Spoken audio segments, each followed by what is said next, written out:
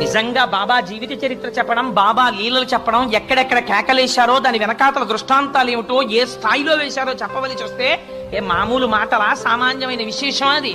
అంతటి మహాపురుషుడైన. అందుచేత మసీదులోనే ఉంటూ ఉండేవారు. అప్పుడప్పుడు చందనోత్సవంలో పాల్గొనేవారు, అప్పుడప్పుడు హిందూ ఉత్సవాల్లో పాల్గొనేవారు. ఇటు శ్రీరామనవమి వేడుకలు అయ్యేవి, అటు ఆ వేడుకలు అయ్యేవి. ఎవరైనా తన దగ్గరికి వస్తే అల్లా మాలిక్ అనేవారు. ఉన్నారు కదా బాబా, మాకేమిటి లోటు అంటే ఆయన అనేవారు అల్లా మాలిక్, అల్లా మాలిక్ అనేవారు. అల్లా మాలిక్ అంటే నీకు నాకు కూడా ప్రభు ఒకడు ఉన్నాడు, ఆయన అల్లా.